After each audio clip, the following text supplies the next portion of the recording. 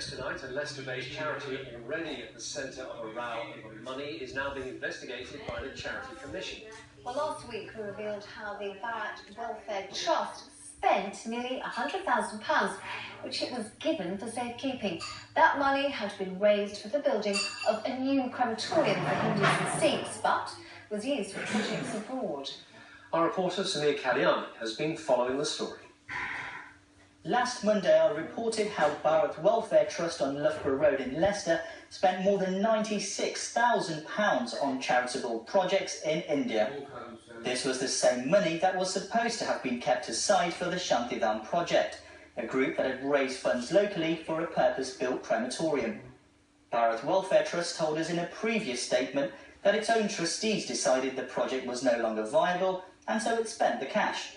This has angered some donors who say they gave money specially for the crematorium. The Bhaarat Welfare Trust has no right to spend it anywhere else. They were only trustee keeping a hold of that money until we find the place and everything. I'm not very happy about it. And in fact, I was going to write to the Charity Commission. I've spoken to the Charity Commission, which confirmed it's investigating Bhaarat Welfare Trust. But it says, due to the ongoing nature of the case, it's unable to comment further at this time. So we don't know if the investigation is linked to the row over this money, or it's a completely separate issue. And the Commission also told me that Bhaarat Welfare Trust had approached them in 2012, claiming that it had raised the money for the Shantidham crematorium project. I've contacted Bhaarat Welfare Trust several times for a comment, but so far haven't had a response. Meanwhile, a petition has now been set up demanding the funds collected for the crematorium be returned. And the group behind those plans, Shantidham, says it's now also consulting its lawyers. We've tried everything. We've tried diplomacy. We've written to Bhaarat Welfare Trust for the funds to be handed back, and they've not bothered to reply.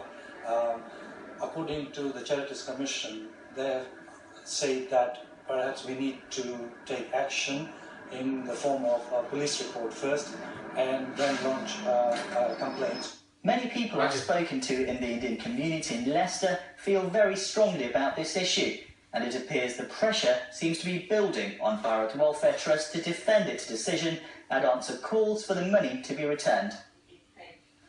Plenty more to come on